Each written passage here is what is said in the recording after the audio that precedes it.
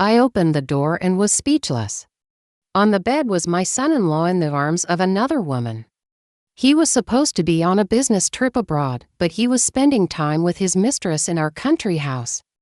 "If you say a word to your daughter, I will bankrupt you, I will ruin your life." I have been threatened so many times in my life that his words did not matter to me. And I did not recruit my daughter, I recruited the husband who ruined his future. That's how it started, not with a bang but with a cold, ridiculous tableau. A man in his 50s sprawled on a quilt as if he'd been put there by bad taste and poor choices, laughing like a teenager who'd never been taught consequences. The other woman was a neat, professionally fake smile and perfume that cost more than the slippers I'd stuffed into my overnight bag. I stood in the doorway for a long beat and catalogued everything: the cheap cigarillo in the ashtray, the half-drunk bottle of wine, the way his hand had the gall to rest possessively on the small of her back like she was some trophy he'd won between lies. My name is Megan. I am 64 years old. I own a modest empire of sorts, 2 flourishing beauty salons and plans to franchise for more if my patience holds. I don't boast about it at cocktail parties. I avoid cocktail parties, but I am proud of the business I built with my own elbow grease and stubborn instincts, a clean brand, loyal stylists, and a clientele who trust me with their hair and, by implication, their faces, their confidence. I could have retired years ago. I could have sold out and sailed off to Mallorca with dainty sandwiches and a paperback. Instead, I am the woman who keeps the books, calls the supply rep at 7 a.m., and refuses to let a stylist go without having a hug and a plan. And yet, for all that independence and fiscal savvy, my private life looks like a badly written sitcom. I live under the same roof with my daughter, Hannah. Because when her husband mortgaged everything, our farmhouse, my little rental properties, the nice but modest safety nets my late husband and I had nudged into place, the bank started knocking. He gambled with other people's trust and with our mortgage, and when he died, sudden heart thing. They tell me accidents happen and sometimes timing is impeccable for certain people. It didn't cure him of his appetite for easy money.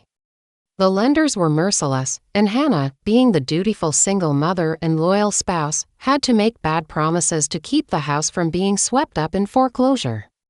I promised to help pay the loans. I figured a year or two, some tight budgeting, restructure the salon's cash flow, I'd do it. That was 6 years ago. Promises to banks have comedic timing, promises to family do not.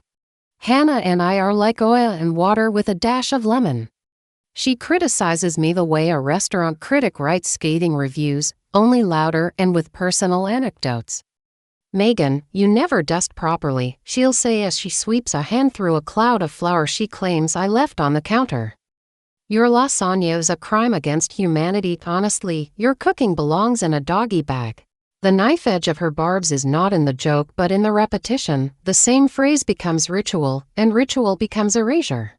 When I try to explain my day or brag not about money, heavens, but about a new stylist I trained who finally nailed that perfect balayage, she rolls her eyes and calls me miserable in the voice people use when they're trying to make a lonely old woman disappear. People imagine that being yelled at is only an occasional eruption. With Hannah, it's a weather pattern.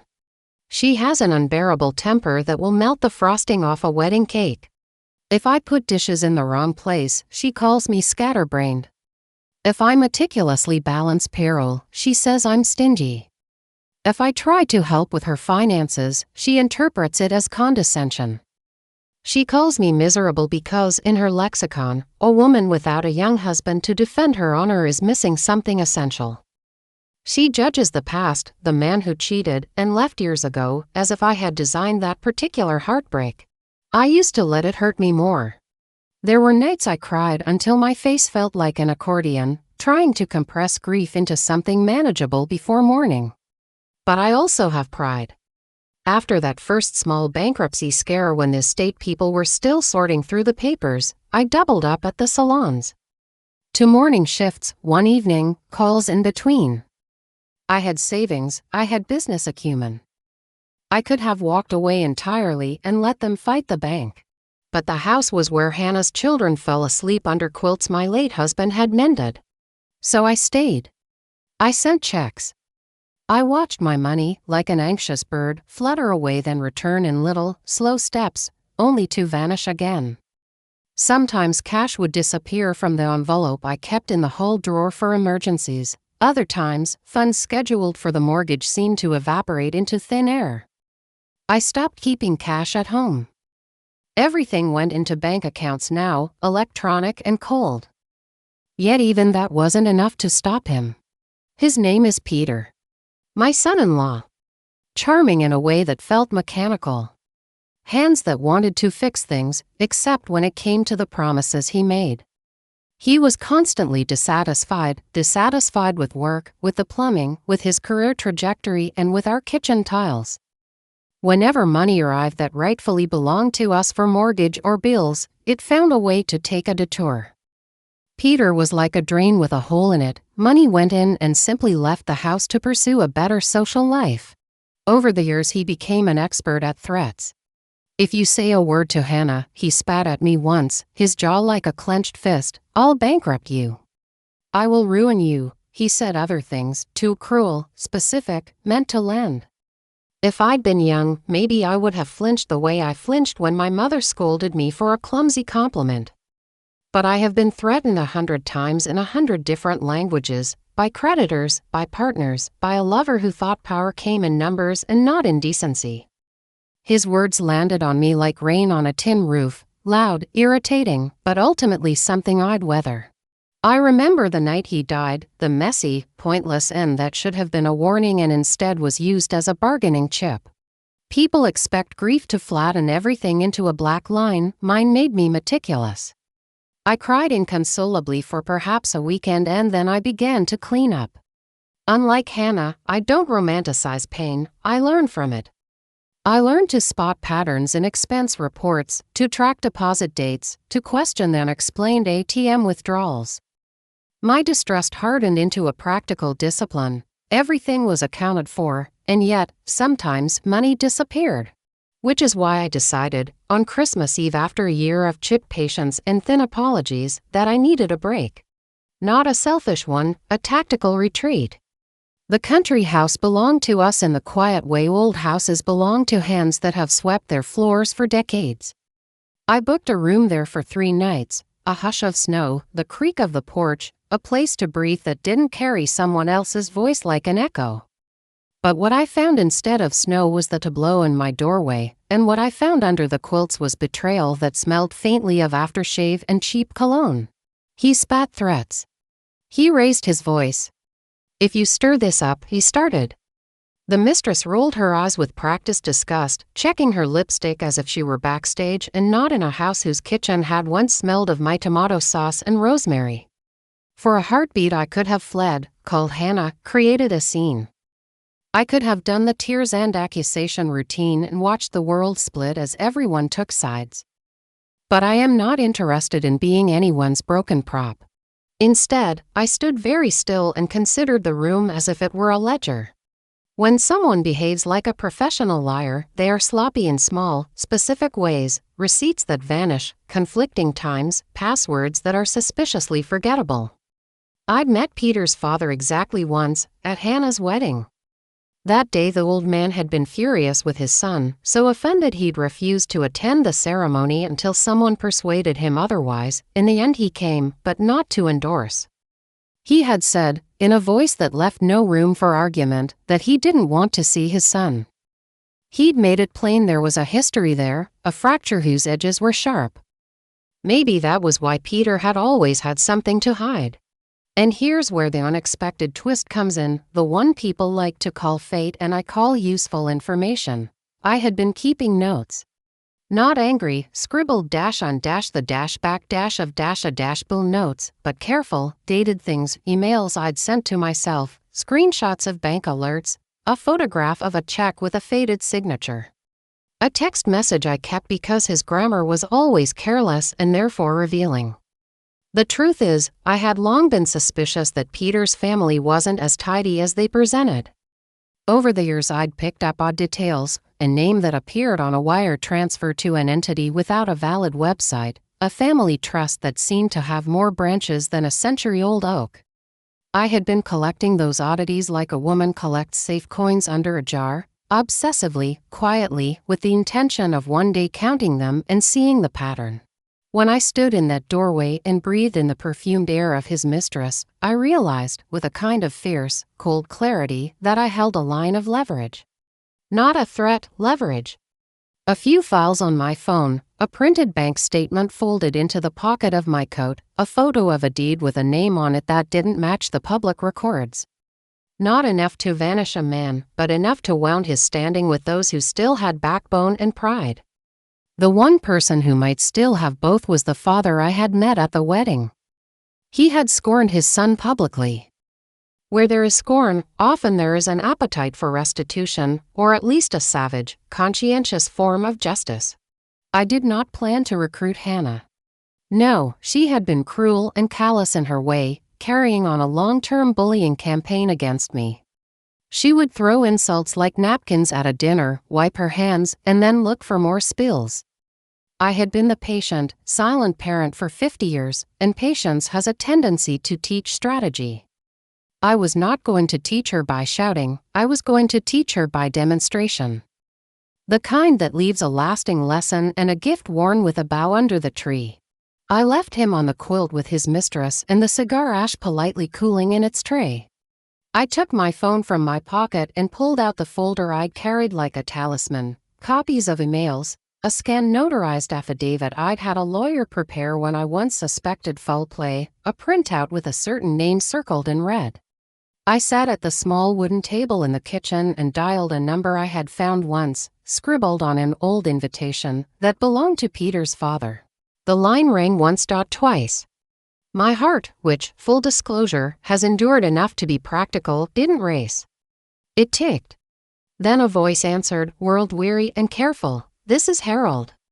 Who's calling? I smiled into the phone, not because I was naive, but because I finally had someone to speak frankly to. Harold, I said, my voice the precise kind that houses whose roofs need mending have in their timbers. This is Megan. We met at Hannah's wedding. I think it's time we had a talk about your son. Outside, the wind hit the eaves like a tenor hitting a high note. From inside the bedroom came the muffled sound of conversation, laughter, which I didn't tolerate for long. I folded my evidence into a neat stack, slid it into my bag, and stood. The sleigh bells someone had hung on the porch jingled, as if Christmas itself were a spectator. I opened the door to step outside and call in reinforcements, and that is where I stop for now, because what comes next should be seen, not spoiled. A phone call that changes alliances, a father who remembers what honor looks like, and a mother who finally decides that Santa's gift this year will be a revelation they won't forget. But you, dear reader, deserve a little suspense. So I'll leave you with the sound of my phone clicking to the connective beep, Harold's breath on the other end like an old winter, and the small, delicious thought that when a woman decides to stop being sacrificial, she becomes terribly inventive. Part 2 waits at the edge of that country lane, and if you think I'm going to be meek about revenge, you clearly don't know me, Megan, yet. Harold listened the way a courtroom listens, no rush, no indulgence, just that steady, skeptical hush that forces the truth to keep its shoes on. I gave him the headline first. Your son is in my country house, I said, stepping out to the porch where the snow looked like a clean sheet waiting for handwriting. He brought a guest instead of integrity. He's also been siphoning money meant for my daughter and grandchildren. And if he threatens me one more time, I'll redecorate his life with subpoenas. Silence, then a soft scrape, like a chair being pulled back from an old table. Set the scene, Harold said. Tell me everything. People underestimate old women on phones. We are orchestrators. We memorize dates. We know where the receipts are buried. I told him about the mortgage that mysteriously rose and fell like a chest full of lies, about the loan payments I made that kept evaporating, about Peter's monthly tantrums when I pressed for proofs and paperwork. I told him how I had stopped keeping cash at home and his theft simply got more creative. I told him how many times he'd hissed threats, counting on the fantasy that I would twitch like a rabbit instead of blink like an owl. And the other thing, I said, lowering my voice because the wind had started to eavesdrop. I've been looking at transfers out of an entity called Rochefield Kinship, LLC. Do you know it?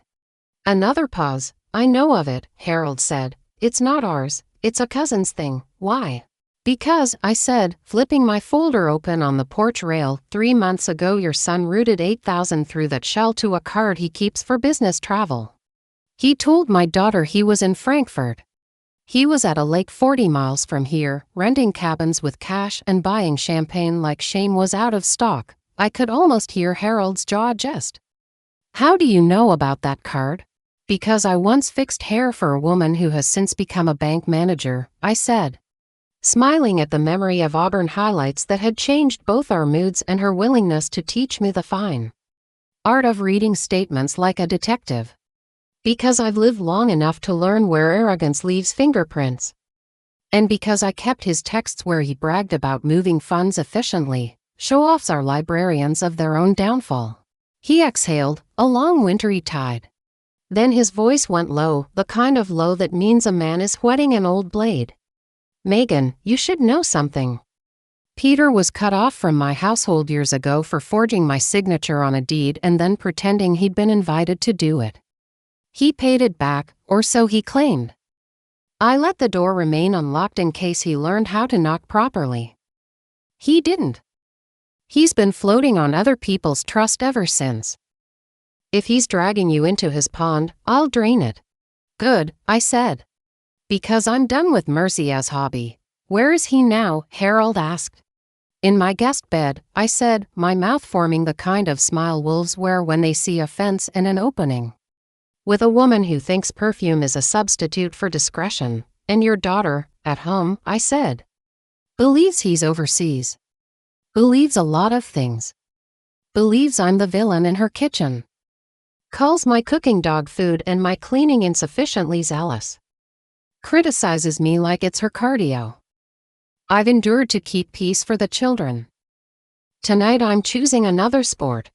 Which is precision, I said. Also Christmas. He chuckled once dry, unwilling, not unpleased. What do you want from me? I want you to help me arrange a scene he will never forget, I said. No violence. No shouting. We'll play the old game men like him never expect, consequences. I'll provide the timeline, the proof, the witnesses who don't even know they're witnesses yet. You will provide gravity. A father's gravity. The kind that pulls a man's swagger to the floor. If I come there, he said slowly, I won't play nice. I'm not asking you to bake cookies, I said. I'm asking you to bring your spine. There's a particular sound older men make when a memory of their own folly passes by. Like a train they once jumped from and survived. Harold made that sound. Text me the address. I texted. Then I tucked the phone in my coat and surveyed the dooryard, the glazed woodpile, the iron bell my late husband insisted on mounting to call grandchildren in from the meadow, the breath of pine that smells like noon even at midnight. In the kitchen, the little Christmas tree I'd put up before discovering infidelity still flickered politely, as if it declined to be involved. I fixed myself tea I didn't want. I wrote 4 points on the back of an envelope. 1. Lock the door to the bedroom and keep the key, to call the neighbor who is a notary and also owes me a favor. 3. Turn the porch light bright as a stage. 4. Hide the nice knives to respect tradition but also my temper. Inside the bedroom, his voice grew louder. The mistress, weary of waiting for my shock to bloom into chaos, sauntered out in a robe I recognized from a catalog that specializes in making poor choices look like velvet. You can't be here, she said, with the puffed offense of a child caught tracing a painting. Sweetheart, I said, stirring my tea, I own here. She flinched, but rallied. P told me his mother-in-law was a nuisance. He didn't mention the budget version of Nancy Drew. Budget, I said, genuinely amused. I'm the premium package. I come with deductions. Peter appeared then, hair raked back, chest puffed. The man collects postures like they're investments. You will leave, he said. You will go back to town and mind your business like a decent old lady. If you don't, I swear to God. You'll ruin me, I asked, pinching sugar into the cup. Do not recycle lines at me, Peter. I'm environmentally unfriendly when it comes to cliches. He stepped closer, gulped past sense. Do you think Hannah will believe you? She knows you hate me. My daughter believes whatever flavor of story eases her pride, I said. And today, I'm not serving her that dish. I'm serving you. He reached for my arm. I let him touch fabric, not me, and stared straight into the place behind his eyes where boys keep their excuses. Remove your hand, I said quietly. 3 seconds, he did. Because for all his theatrics, he recognizes the sound of an engine humming under a hood. You'll regret this, he said. I've regretted worse, I said, and set my cup down like a gavel. Harold arrived in less than an hour, which told me everything I needed to know about his appetite for correction. He did not stomp or pound. He walked, and the house adjusted itself around him as if remembering what a real man's weight feels like, neither bluster nor apology. He wore a dark coat and an expression that had seen wars and weddings and found both unnecessarily loud. Harold, I said, opening the door. Welcome to my very strange Christmas. He took my hand in both of his firm, respectful. His eyes did a quick accounting of the room. Tree, teacup, woman in borrowed robe, man with bravado curdling on his face. Evening, Peter. Peter tried a grin. It was a poor fit. Dad. Didn't expect to see you. No one expects a blizzard, Harold said, removing his gloves one finger at a time, until they're in it. The mistress sensed barometric pressure. I should go, she said quickly. You should, I said, and extended a paper bag containing her heel that had somehow rolled under the bed. But take your shoes. It's snowing, and I don't want you catching a cold you might blame on me later. She took the bag, mumbled something that had the rhythm of apology but none of the tune, and fled. The door latched. The house exhaled. Harold stood with one hand on the back of a chair, measuring his son. Megan says you threatened her. Peter opened his hands, palms forward, the universal sign for trust me while I lie. She overreacts. Megan runs to businesses, Harold said mildly. People who do that don't overreact, they survive. I slid the envelope across the table. Timeline, I said. Transfers. Places he said he was, places he actually was. Note the lake. Note the shell. Note the date of the mortgage withdrawal that never reached the lender. Harold read like a man who'd been forced to strip illusions off his own life with pliers. No sound but the clock and the hum of the fridge and, down the hall, Peter's dignity going threadbare. Do you deny? Harold asked finally. Peter's mouth did a dozen tiny acrobatics before landing on Betrayal's favorite trick, indignation. She's framing me, he said. She's always hated me. And she's turning you against me because she wants what? Control. To see me fail, Megan may want many things, Harold said. But her desire for you to stop stealing doesn't qualify as greed.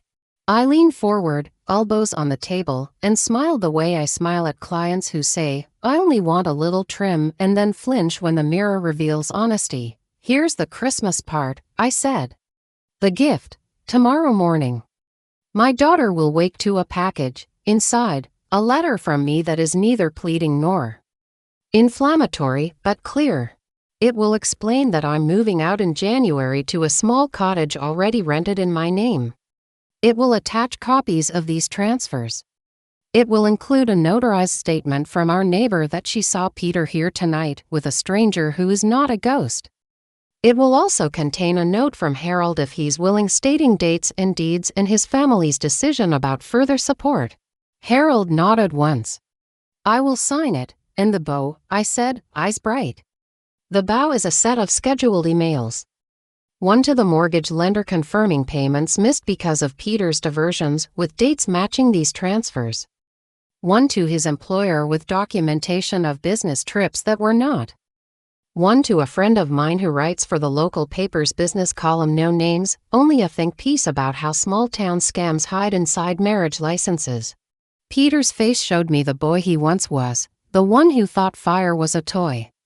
You'd ruin Hannah, he whispered. No, I said softly. I will offer her the truth. What she does with it is her own weather. He tried another tactic, the last one on his shelf. I'll see you for defamation. Lovely, I said. I have better shoes for court. Harold placed the envelope down, squared it with the table's edge like alignment mattered to the gods. You will repay what you diverted, he said to his son. You will sign an agreement tonight acknowledging the debt to Megan, witnessed and notarized. You will send an email to Hannah before midnight confessing the relationship with Ms. Velvet and the false business trips. You will apologize to Megan. And then you will not speak unless spoken to. Peter laughed one bark, afraid of its own echo.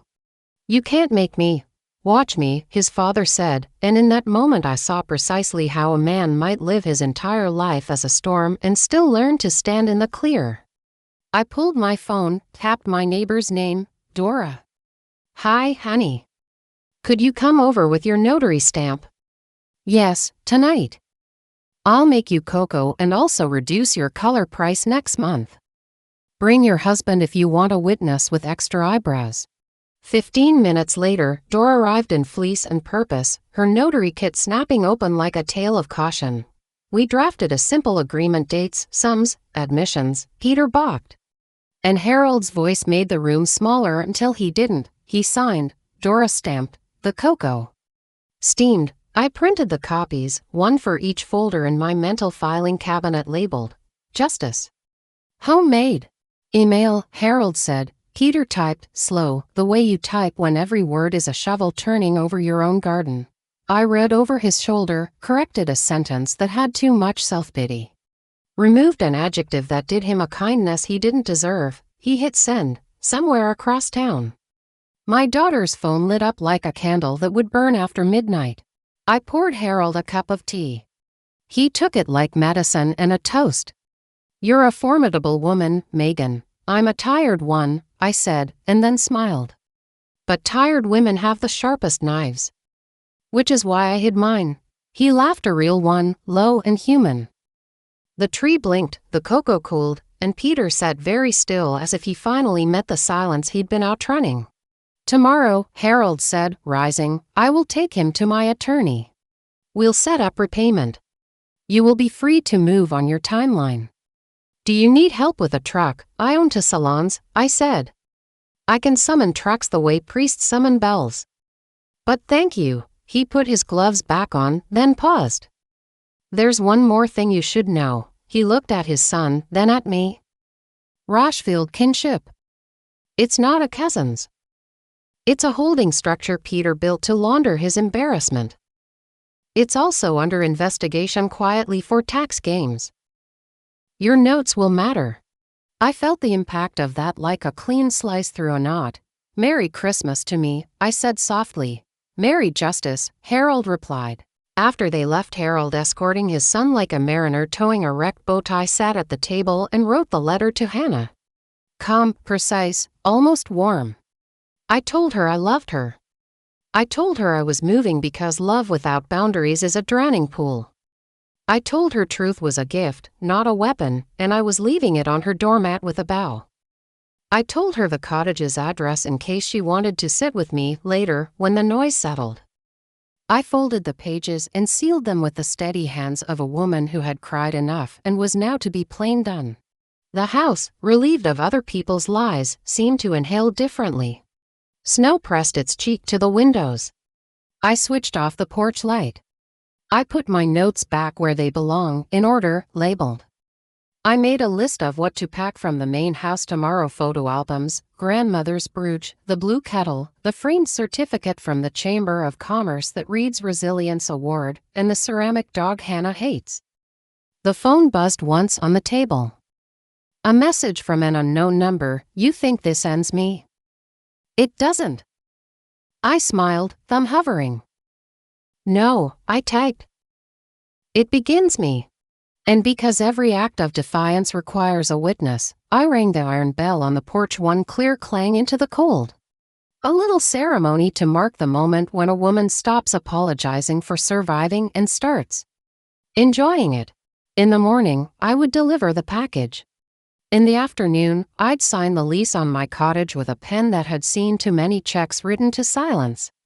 In the evening, I would cook myself a dinner so ordinary it felt like a revelation. Buttered potatoes, roasted carrots, a tiny steak. And somewhere between now and then, a daughter would decide whether she wanted to grow up at last. But that, my dear listeners, is tomorrow's sermon. Tonight, the tree whispers and the kettle hums, and I, Megan, 64, intact, close my eyes and imagine the look on Hannah's face when she unwraps the truth. You want a hook? Here it is. When I placed that letter by her bedroom door at sunrise, a second letter, not mine, was slid under mine at the country house. Same envelope, different handwriting. I recognized the looping H before I opened it. It wasn't from Hannah. It was from the mistress. The mistress's letter was folded like someone had practiced politeness in origami. The handwriting was an elegant slant, all loops and intentional pressure, as if the author believed in making her sins look pretty on the page. I carry a small pair of reading glasses in the pocket of my coat, not because my sight is frail but because glasses are excellent props for seriousness, and I clicked them on before I unfolded the paper. Dear Mrs. Caldwell, it began. I am sorry. 3 words can be a bomb or a salve. These were both. She called herself Elise in the letter. Elise wrote like a woman who had been paid to be ephemeral. I did as I was asked. I told myself I could be bought, and it would not hurt. It hurt. I am pregnant. I don't want money, I want an honest life. She signed it with a flourish and a phone number, then something more alarming. If you want the truth about Peter, meet me at the Red Sparrow Cafe at noon. Bring someone you trust. Bring a tape recorder. A tap of conscience from a woman who thought she could be outsourced. Or a trap. Either way, the letter smelled faintly of cheap perfume and possibilities. I sat at my kitchen table with the steam from my tea making soft halos in the air and thought about the anatomy of choices.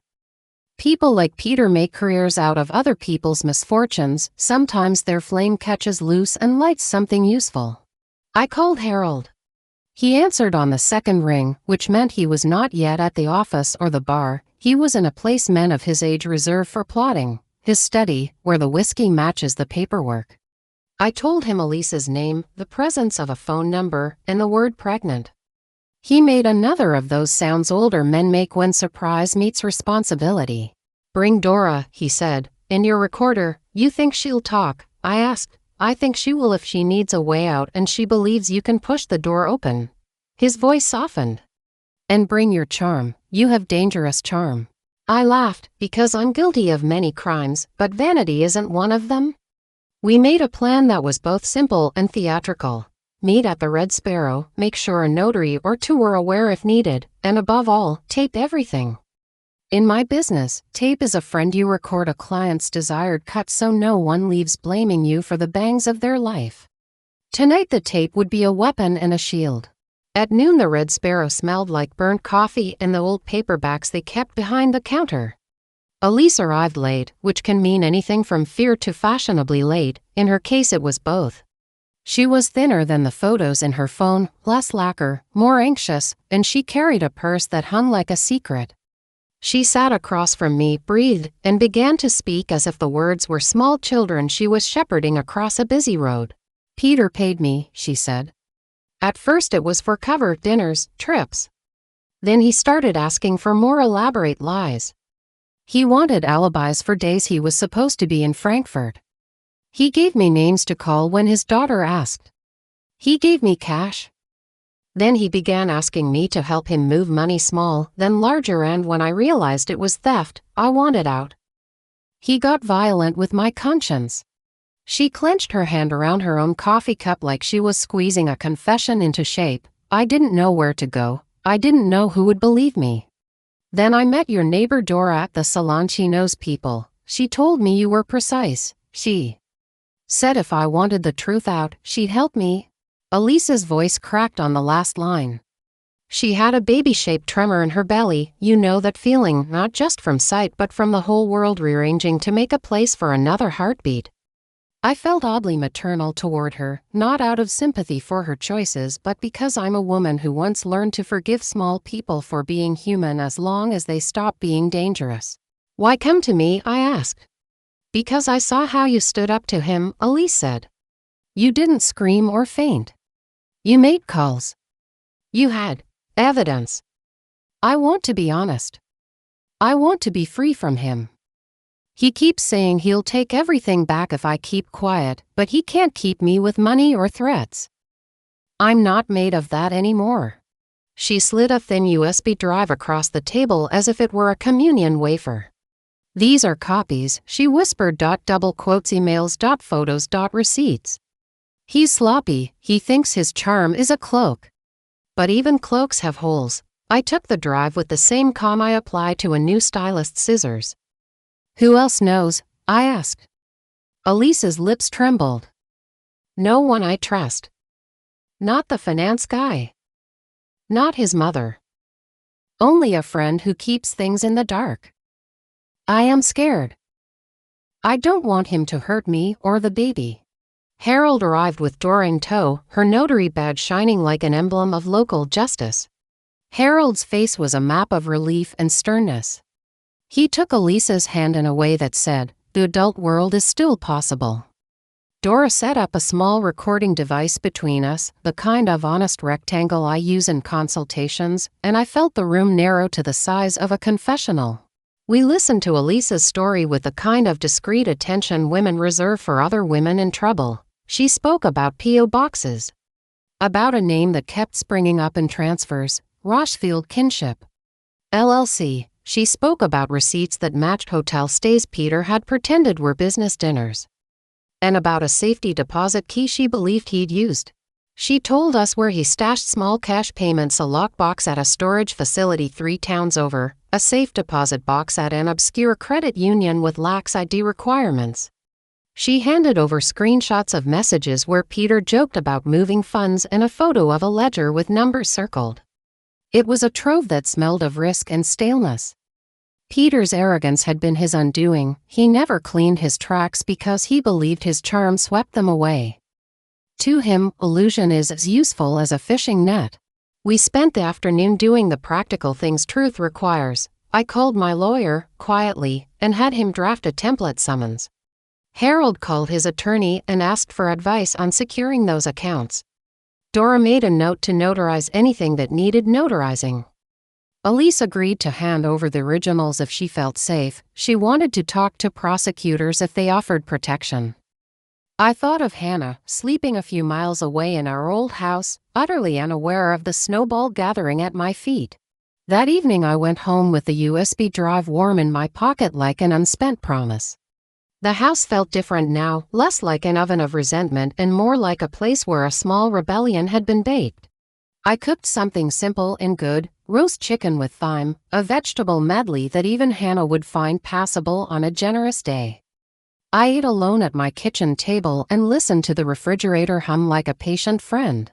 Before I could settle with a cup of tea, my phone buzzed. A text from an unknown number. "We saw Harold. We saw his car. Don't get cocky, Megan." The not-so-subtle finger tapping of a man who still believes threats are a tool. I smiled. The smile a woman gives when she knows a hand of cards is better than the other person thinks. I typed back, slow and deliberate, "We will be the judge of that. Good night." No reply. The silence that followed tasted less like fear and more like calculation. Over the next 2 days, I set a chain of small, deliberate actions in motion. I called in favors from the salons. A woman whose husband worked at a municipal office, no names, offered to check property filings for odd transfers. A college kid who ran errands for my boutiques promised to scout the storage facility. My bookkeeper, a woman with a memory like a ledger of saints, cross-checked every payment Peter had ever claimed to make. We were an unlikely battalion. Stylists who could spot lies in a client's hair, a neighbor who knew how to notarize panic, a retired banker with the patience of the damned. If Peter wanted to play with people's livelihoods, he'd pick the wrong town. I informed Dora and Harold of every small discovery. They set traps of their own, freeze orders on certain accounts, discreet notices to financial institutions. A quiet line open for Elise if she needed a safe room. We were assembling evidence like a woman assembles a wardrobe, careful, with an eye for when something will finally fit. And yet, even as the net tightened, someone moved at 3 a.m. On the fourth night, our neighbor's security camera caught the figure of a tall man near the storage facility. The footage was grainy, the kind that flinches under scrutiny, but the gait, the coat, the way the man paused to check for a tail, these are the small things that name a person in the dark. Harold watched the clip once, twice, and then his jaw clenched. "That's him," he said quietly. "Not neat, but there." Dora called the local precinct. The officers were polite but unhurried. Paperwork takes time. So does self-preservation. While they filed reports and made notes, I decided to do what I had always done when systems move slowly: act within the law and move faster than the bureaucracy. I booked a rental van for tomorrow, with Harold's help, to retrieve what we suspected was in that lockbox in coordination with the police, of course, because I'm not a movie villain, I'm a woman who values lawyers more than terror. The plan felt theatrical and prudent at once, an old woman's favorite combo. We would go at dawn, with the police officer assigned to the case, with Dora's notarized paperwork, with Elise's signed affidavit. We would open the safe, if the bank would let us, and see the truth in the raw. If Peter had stored cash or documents proving transfers, we'd have them. If he'd hidden his tracks, then we'd have to keep digging. At 5:30 a.m. I woke to a sound like an animal that had learned to whistle, my phone vibrating on the nightstand. A message from Hannah, short and brittle: "You left me a letter. Who are you to decide my life?"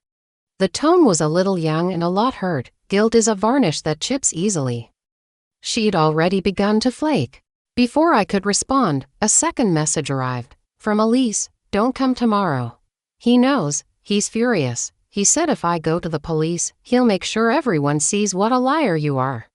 He knows about the bank's cushion you created for him years ago. He said he's coming for what you have hidden. Be careful." The screen glowed like an omen. I sat up and listened to the house breathe. In the bedroom across the hall, my daughter slept, unaware that the letter on her pillow had been a match dropped into dry leaves. I considered my options, not impulsive, but like chess. If Peter now knew of our move, he might accelerate. If he accelerated, evidence could be moved, destroyed, or weaponized. If we delayed, the police might get their ducks in order. So I did what I have always done when stakes climb: I sharpened the plan. I dressed in layers, for cold and for comfort, and packed a small bag: recorder, USB, copies of Elise's affidavits, my Chamber of Commerce certificate for morale, and my old, reliable Swiss Army pen, sentimental, but also useful for opening envelopes and prying lids. I texted Harold: "If he moves, we move faster. Meet at the bank. Bring patience and a lawyer's number." He replied with a thumbs-up emoji and the words, "See you at dawn. Bring tea." The kettle whistled in the kitchen like a chorus waiting to begin, and I poured 2 cups. Out in the dark beyond the curtains, a figure moved past the streetlight, someone brisk and purposeful. For a moment I thought it was a neighbor, then the silhouette paused, turned. And for a heartbeat the lamplight caught the profile of Peter's jaw. I didn't panic. Panic is for people who still believe they can be surprised into losing. Instead I sat very still, cradled the mug, and listened to the house and to the world and to the small click of my own breathing. There are men who believe their threats have teeth, but the wrong woman.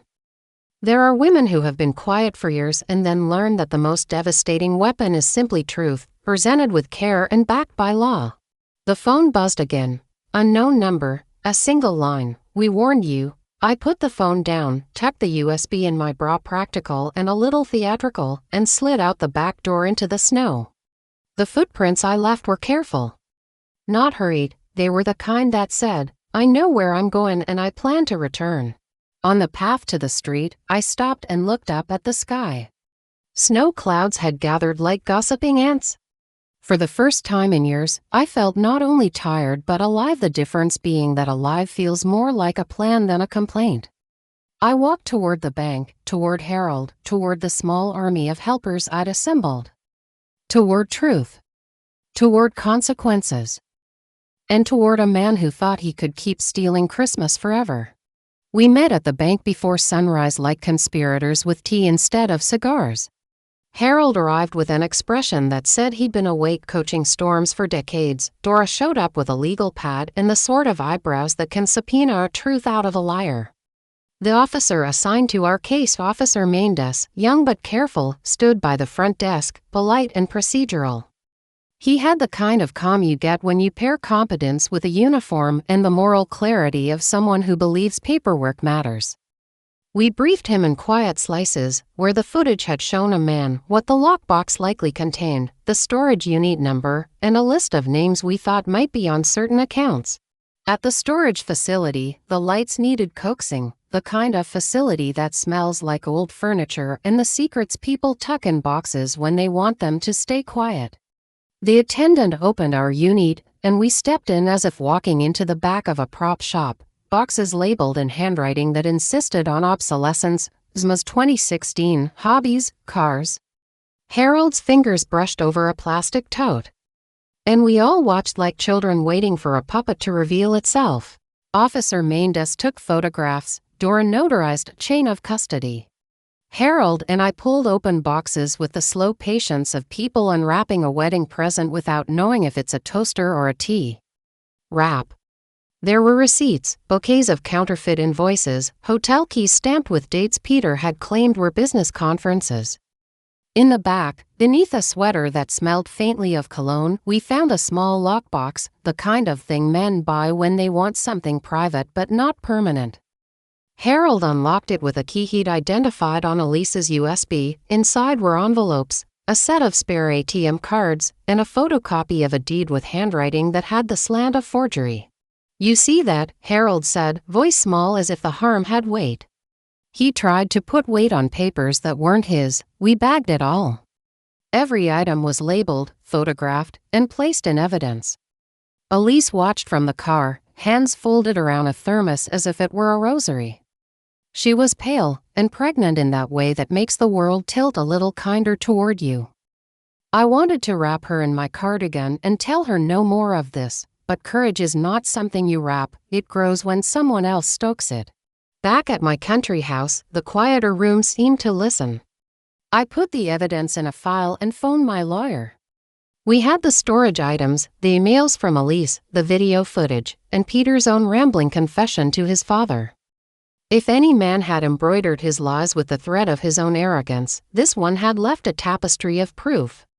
The bank would cooperate, the officers would file, the stories would be hard to unmake. Harold promised to place a hold on any suspicious transfers he still controlled. He promised more than that. He promised to make sure Peter repaid what he stole. While the adults handled paperwork and mourning procedures, my phone vibrated with messages from my daughter, terse, then pleading. Then full of the kind of anger that tries to carve you into something manageable. "How dare you," the first text read. "How dare you ruin our family at Christmas?" That was followed by, "If this is true, you will pay," and then, "I can't believe you would do this to me." The cadence was the same as always: outrage, abandonment, accusation. Her loyalty to the illusion of comfort still ran deeper than curiosity about the truth. I wrote back, "I love you. I am coming home when this is done." I did not tell her everything, not then. My weapon was truth, not theatrical cruelty. There's a mercy to timing. You give people facts when they can hold them without shattering. Peter, meanwhile, had not been idle. He had seen Harold's car in the cul-de-sac and had reacted the way someone shakes a loose tooth, clenching, then panic, then a last-ditch attempt at intimidation. He rode into town that afternoon like a man who'd been taught threats are verbs, not options. He stopped at the farmhouse and found Hannah packing a bag of her own. Anger can be a handy mover.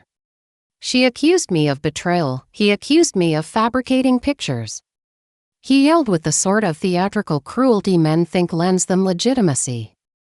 The neighbors heard the exchange and some came, mothers with thermos flasks and men who grew uncomfortable when houses became battlefields.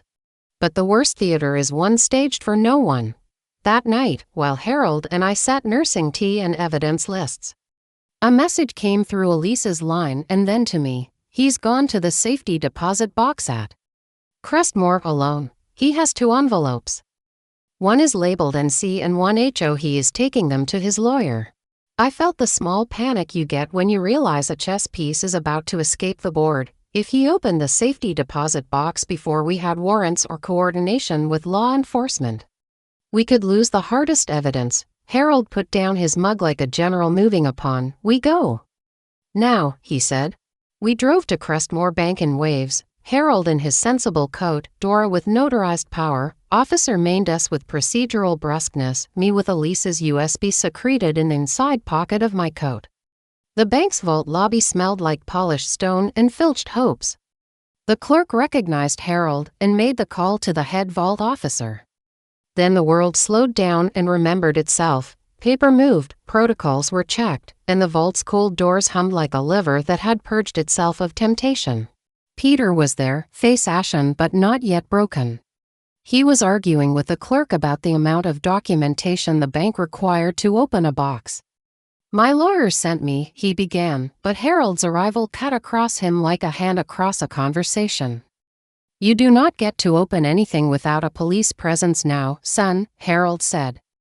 We have an ongoing case.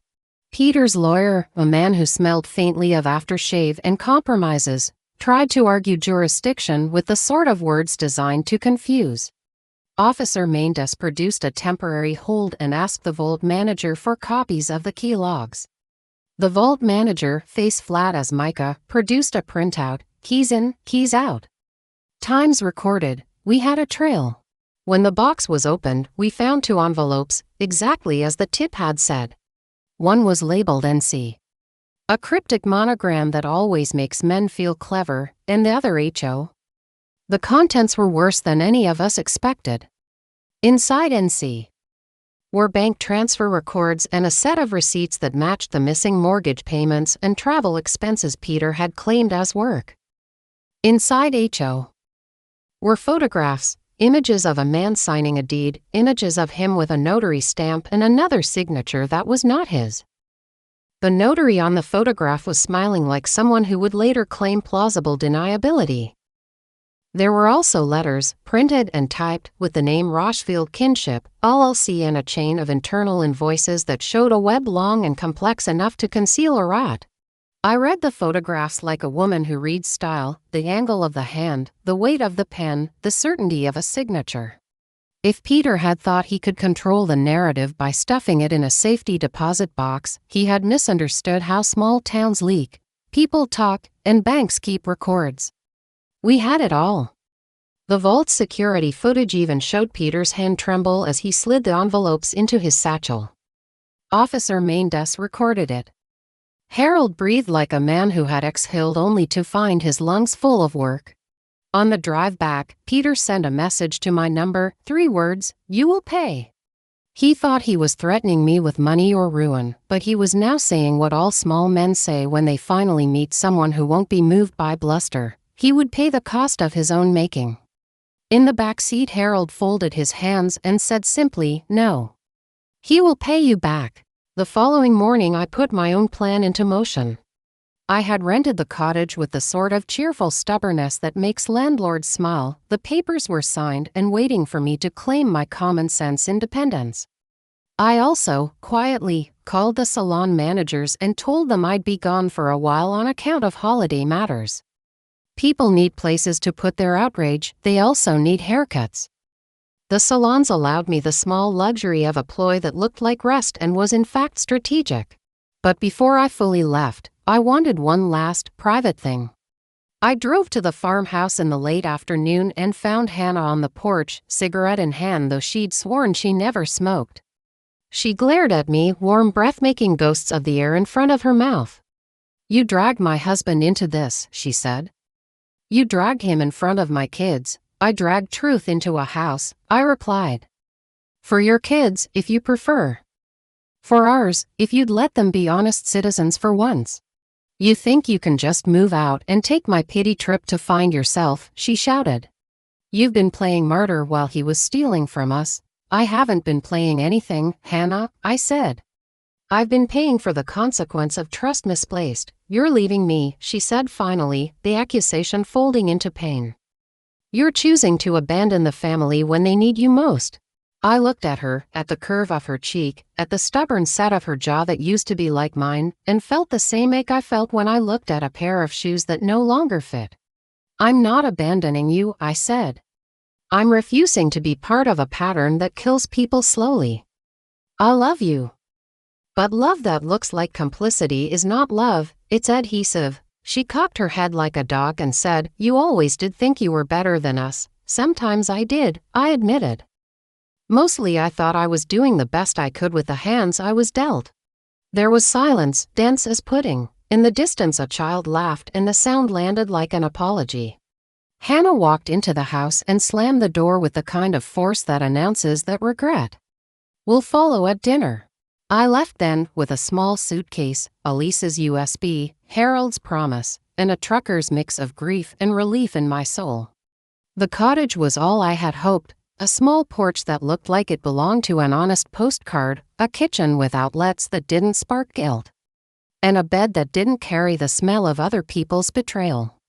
I opened the windows and let the wind in like an honest guest. I unpacked a few photographs, a skein of my late husband's scarf, and the Chamber of Commerce certificate I'd kept on top of the wardrobe because some honors are talismans. That night, around midnight, there was a knock at my door. I opened it to find a small parcel with no return address and a single, folded scrap of paper on top. The scrap read, We told you to stop. You embarrassed him. Now everyone will know what he did to get where he is. You will be sorry. The parcel contained a small object, nothing valuable, just a snow globe with a miniature chalet inside, the kind of cliché gift people give at corporate parties. But the globe's base had been carved with initials that matched the forged deed we had found in the vault. I set the globe on my kitchen table and watched the snow inside settle, the tiny house surviving its fake blizzard. I felt gratitude that our evidence was backed up, gratitude for Harold and Dora and Elise and Officer Mendes. I felt something else too, the cold finger of fear that tells you a man will not surrender without trying every ugly contortion he knows. I put the globe in a box, wrapped it with a ribbon, and wrote on the outside, From Santa, with love. Then I sent a photo of the parcel to Harold with one word, delivered. He wrote back, Good. Now we box the man. There are times in a woman's life when a long patience becomes strategic intelligence. I had reached that point. The snow outside continued to fall, each flake a small, indifferent witness. Inside the cottage, I set the recorder on the counter and listened to the house breathe. Tomorrow I would send what we had to the district attorney. Tomorrow I would be a named victim in a small case that would sting in a public way. But tonight, I was a woman with a plan and a fresh kettle. Just before I turned off the lamp, my phone buzzed. Unknown number. A simple message, You will lose everything, Megan. We know who you are. We can make your salons go dark. I sat on the bed and laughed, a short sound like a valve releasing. We know who we are, I said to the empty room. We are persistent. Outside, the night moved like a conspirator. Inside, I made a list not of grievances, but of steps. Step 1. Back up the evidence in 3 places. Step 2. Contact the DA. Step 3. Prepare a letter to Hannah that does not punish but invites. Step 4. Keep the kettle on. And step 5, the one I circled with a pen that still belonged in a courtroom, was the one I knew would change everything. Get Peter on record, again, before he can try a last, desperate move. I smiled because I finally had him, not by force, but by the neat, formal hand of evidence. He would have to speak or be silent. If he spoke, he could say nothing that would absolve him. If he remained silent, the law would do its quiet work. That is where I leave you for now, with a globe on a table, a recorder set for dawn, and a woman who has decided to become the weather rather than shelter from it. The next morning promises a confrontation that will be noisy in all the right ways, a hearing, perhaps, or a deposition, and I plan to be present in both body and wit. Oh, and one small thing. In the darkness, there was another knock. This one softer, as if someone had come to return a favor.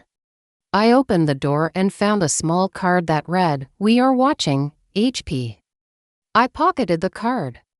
Then I locked the door, set the kettle on the hob, and whispered into the quiet, "If you want to ruin me, you should have started sooner." I've been practicing for this my whole life. The district attorney's office smelled like old coffee and new resolve. I liked it.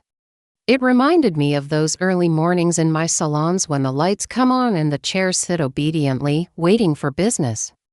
The dame is.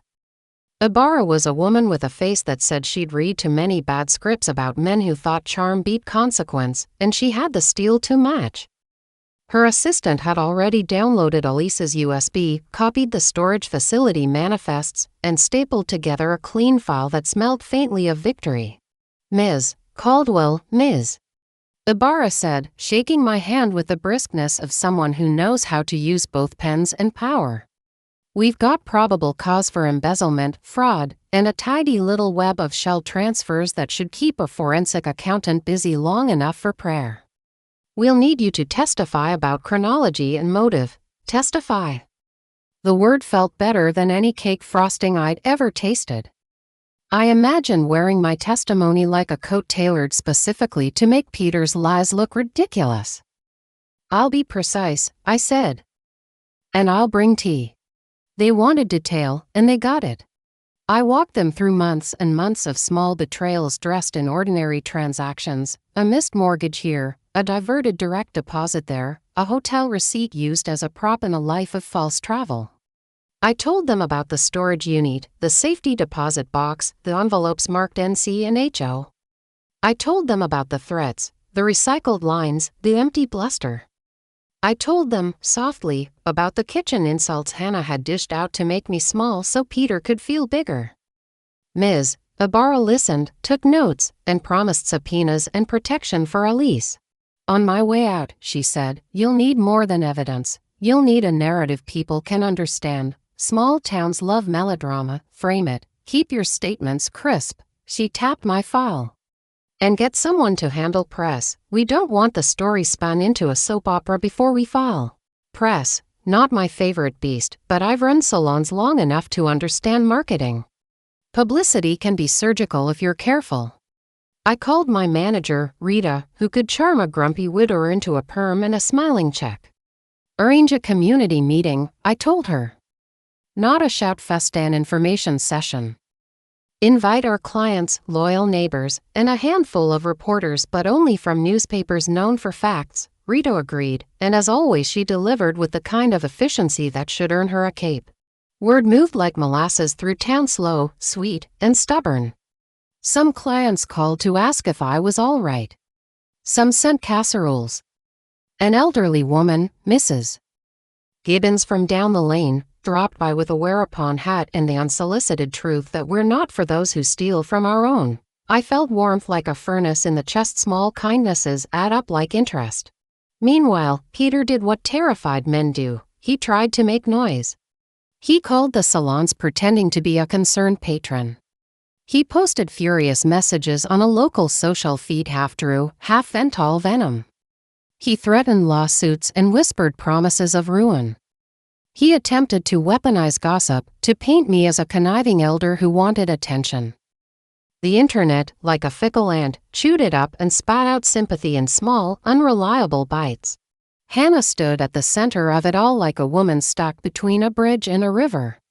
She read my letter, then my affidavits, and then the copies of transfers I'd left on her kitchen table with the naivete of someone who believes paperwork is an enemy. Her first reaction was fury, loud, theatrical, and immediate. She accused me of betrayal. She accused me of playing God with her family. I sat with her for an hour while she spoke and clattered and swallowed whole another opinion about me that had been rehearsed for years. "Why didn't you tell me when he first started slipping?" she asked at last, cigarettes and sleep around her voice. Why did you let him do this? Because I thought love would straighten itself out, I said. Because I thought he had a spine he could use when the lights went out. Because I hoped you would ask questions. And because I didn't want to ruin my grandchildren's Christmas with adult battles they couldn't understand. But you know what I learned, Hannah? Silence is not protection. Silence is permission. She looked at me then with something that passed for shame. I'm sorry, she said, not big enough and not small enough either, but it was something. A door cracked. On the morning of the community meeting, the hall smelled like coffee and second chances.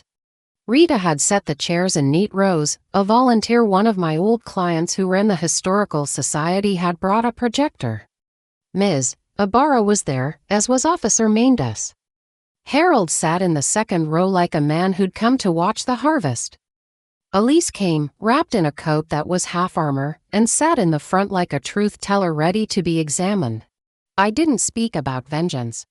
I spoke about facts and recovery and how families can be rebuilt on foundations of truth instead of quicksand. I told a story, a short, clean one about how small thefts look like pinpricks until they drain the mattress. I read aloud a paragraph from Peter's confession to his own father, the one he'd typed and sent that night to apologize and to justify himself in the same breath. People winced. People shook their heads. The journalists wrote themselves tidy notes. Afterwards, a woman in the third row, a nurse who'd dressed my hair the week before, came up and hugged me like we'd both survived something together. You did right, she said. It felt less like approval and more like permission to breathe. Not everyone applauded. There were a few who whispered that families shouldn't air dirty laundry in public. To them I say, sometimes the laundry is full of holes and vermin. A house must be aired before it can be restitched. Public hearings and legal filings are not spectacle, they're stitches. 2 days later, the DA's office filed charges. Peter was arraigned. The courtroom smelled of paper and thin coffee, but there was no showmanship, only the sober machinery of law. Peter's defense tried everything: delay, deflection, charm.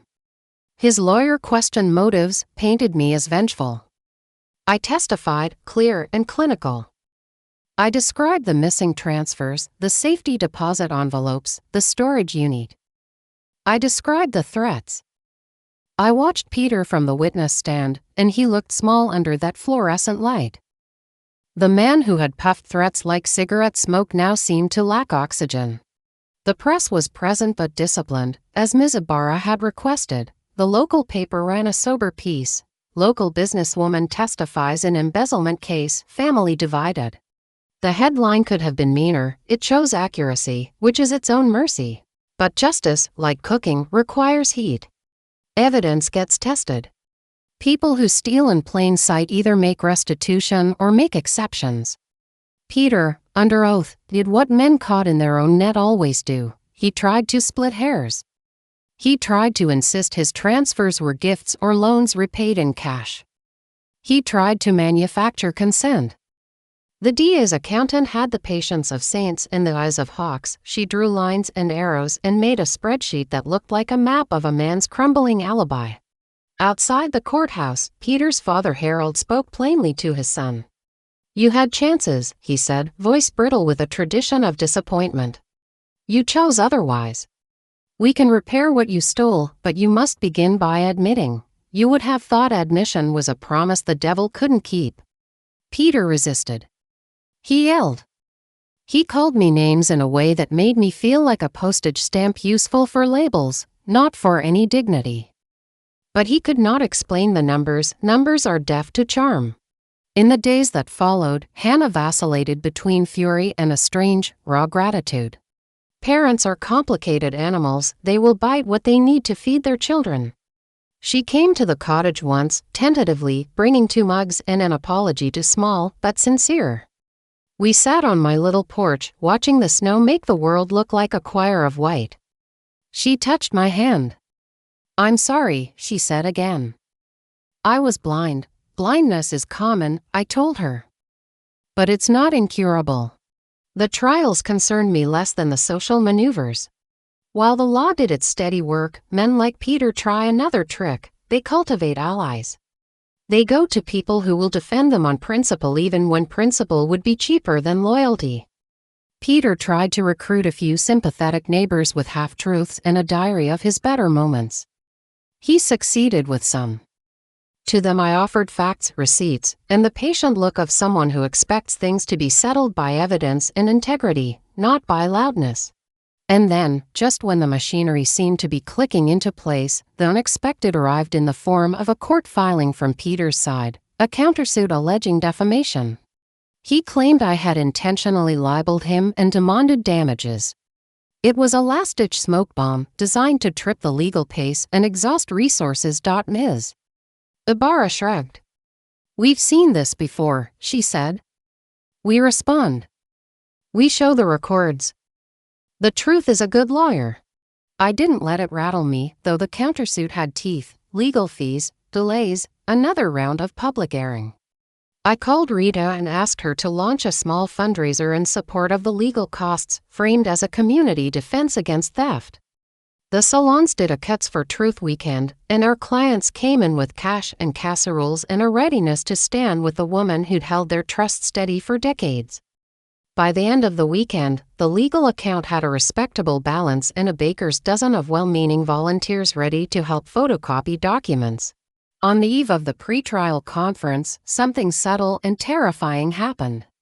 The letters and anonymous parcels increased in frequency. A broken mirror left on my doorstep, a bouquet of wilted red roses with a note, "See what your meddling brings." Elisa's phone AGAIN pinged with threats. Someone slashed a tire on Harold's truck. The message was clear: escalate until you bleed or until you flee. I chose neither. Instead, I went into the salon and styled hair like a woman who had declared war on despair. I laughed with clients, accepted casseroles, and gave a free trim to a woman who needed a fresh start. I cordoned off my life into pockets of usefulness. If he wanted to make noise, I would make security plans. If he wanted to smear me, I would collect witnesses. If he wanted to scare Elise, I would make sure she had the dough on speed dial and a motel voucher with a name that would not be spoken aloud. The night before the conference, I found a small, ugly thing in my mailbox, a Polaroid of my salon storefront taken at dusk with a smudge of lipstick on the corner. On the back, in the same handwriting as the snow globe initials, 3 words, "Stop now, Megan." I put the photo in my filing cabinet, not under fear but under proof. I went to bed feeling an odd mixture of fatigue and fierce, like a woman who's run 5 miles and still has appetite for the climb. Morning came with a sky that had recovered. I packed my folder, my notarized copies, my list of witnesses, and a thermos of tea. I drove into town, the cottage in my rearview like a promise. For the first time since this began, my hands did not tremble. I had assembled a net. I had a choir of witnesses and a legal map. I had a daughter who was beginning to see, a father who had come to be better than his son, and a town that was not so small it would hide thieves forever. As I parked across the courthouse, my phone buzzed with a single message from an unknown number: "You should have stayed in your kitchen, Megan. We don't like storms." I tapped reply with the same calm I'd used for years when a client wanted a dramatic cut and then balked at the change. "Storms clear air," I typed. They also reveal where the leaks are. The message was sent. On the courthouse steps, the wind lifted my hair like applause. I straightened my coat and walked in. The conference would be tedious, legalistic, and precise. It would be, importantly, public. The man who had threatened me had to stand in the light of process. The next time he tried to make the world tremble, he would have to do so in front of people who knew the math. I did not yet know how the trial would end. I only knew one thing with a clarity that has outlived many disappointments. I had changed the rules of this family's game.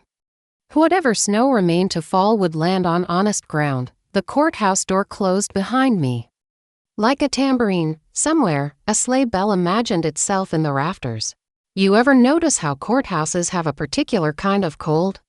Not the kind that creeps into your bones, the kind that sits in your chest, polite and humming, like an air conditioner tuned to justice. I felt the cold as I took my seat across from Peter in the pretrial chamber. He looked terrible.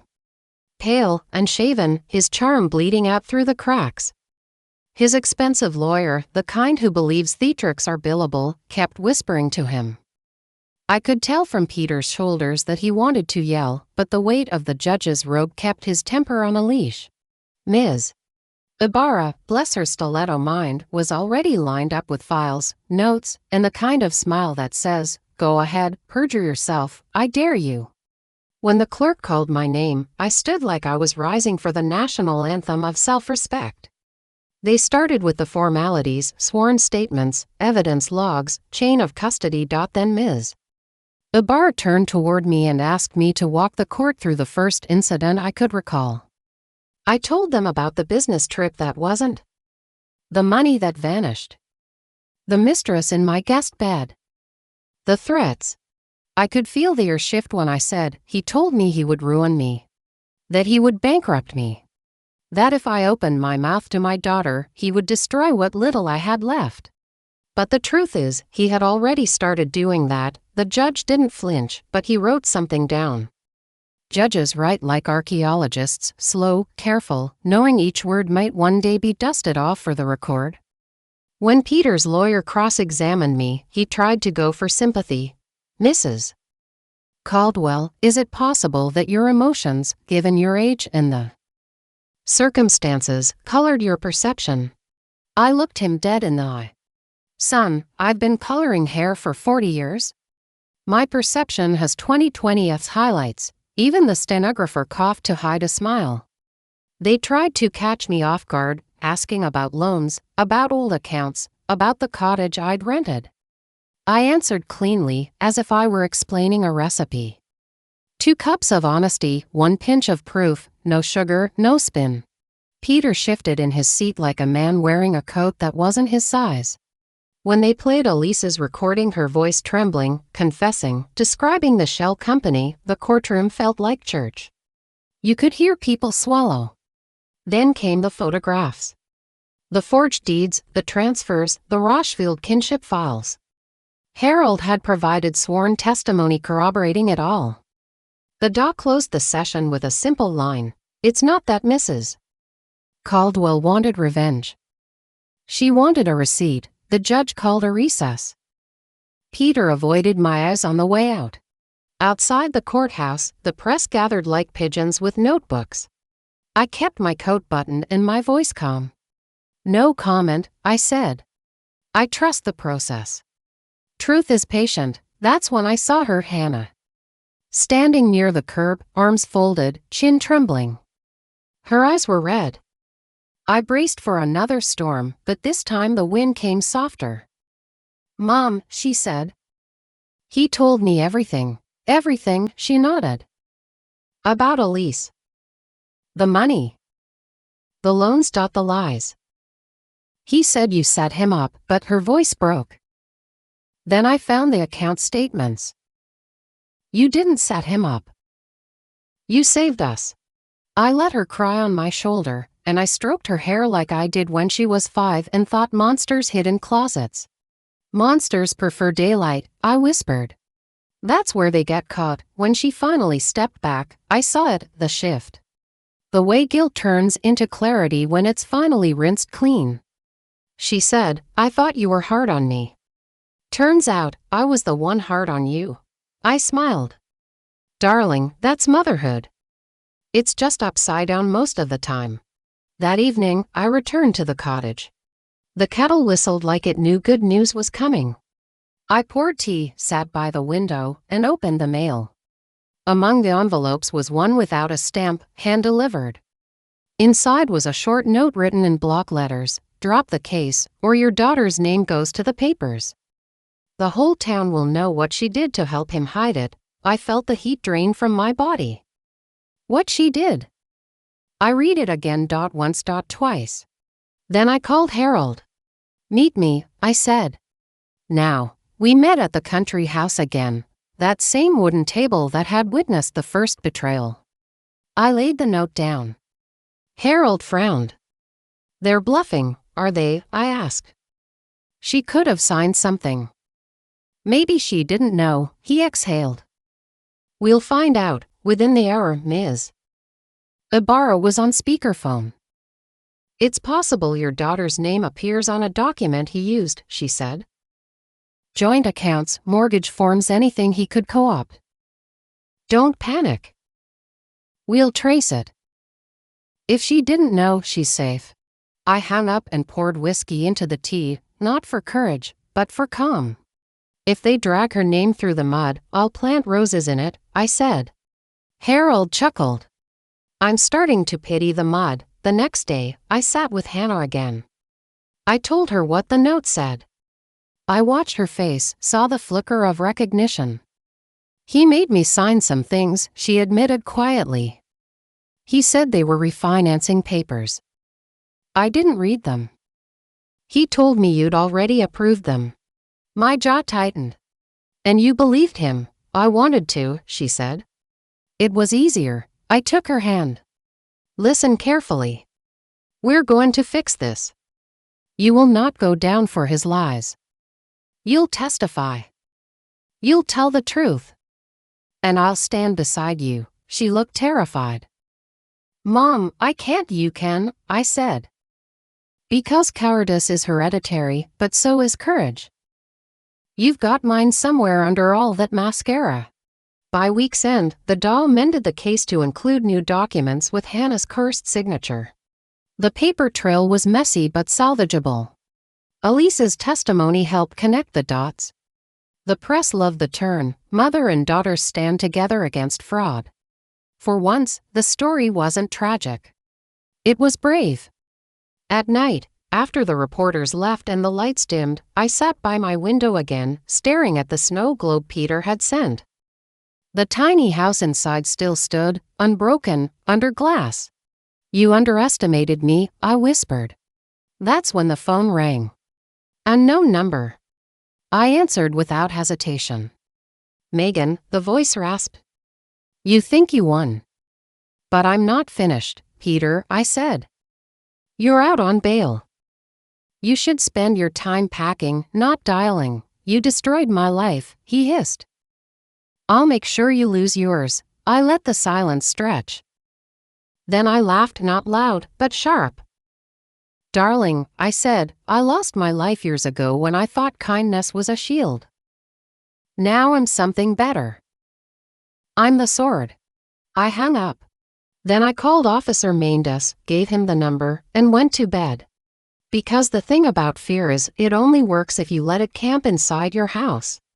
Mine had already been evicted.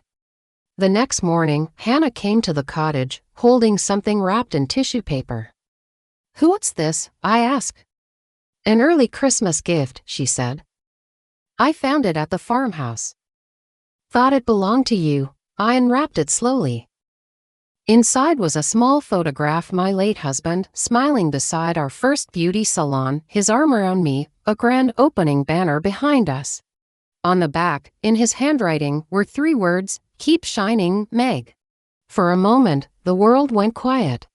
I looked at my daughter. She was crying. He'd be proud of you, she said.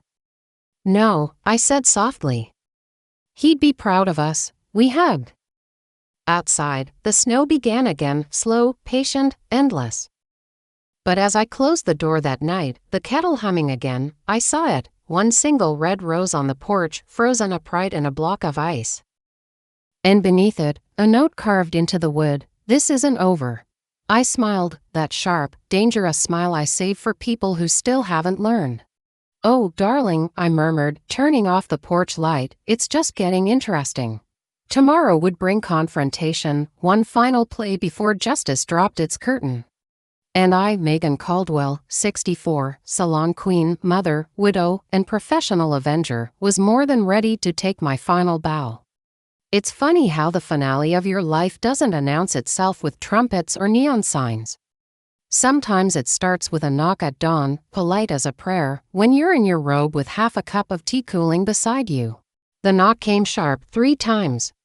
I set down my mug and opened the door to find Officer Mendes standing there, his breath fogging in the cold.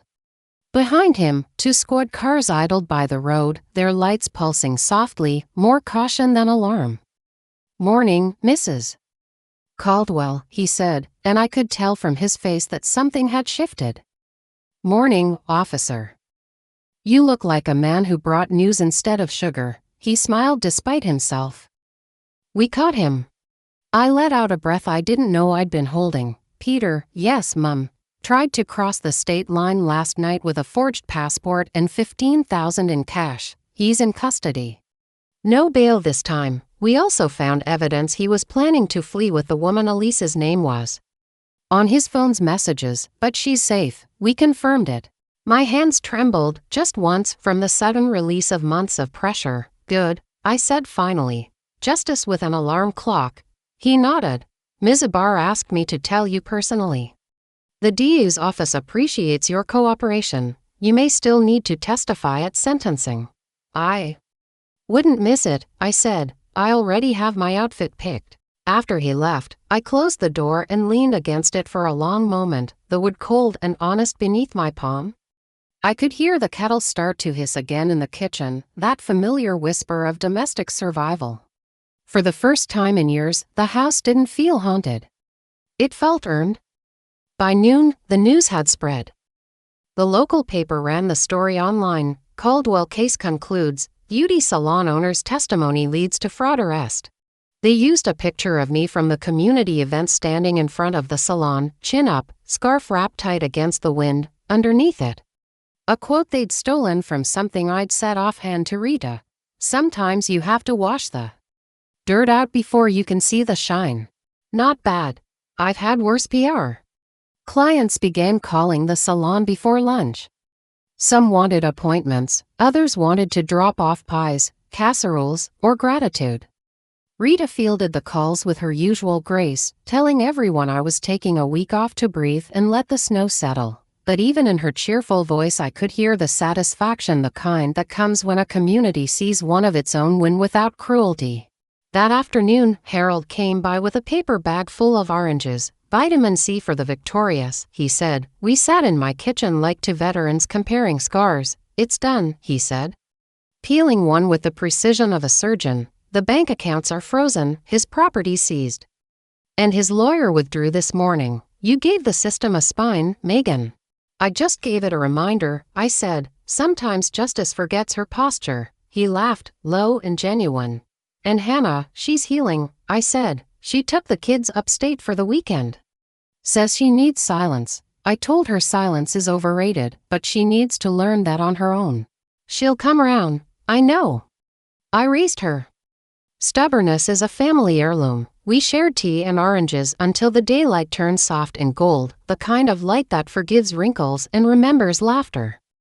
Before he left, Harold placed a small envelope on the table. "From my lawyer," he said.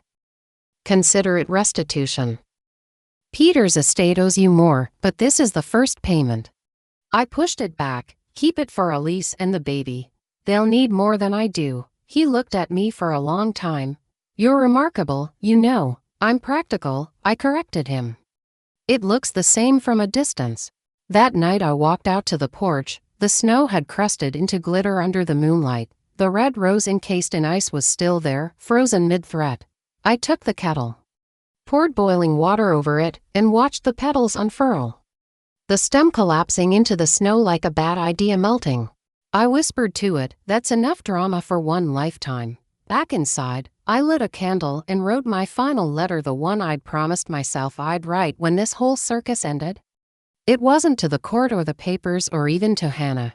It was to myself. "Dear Megan, you survived what most women never talk about. Betrayal by your own blood, the loneliness of being the adult in a room full of children, and the temptation to give up and call it fate.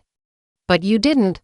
You turned pain into proof. You didn't wait for someone to save you. You wrote your own ending. You are 64 and entirely unfinished.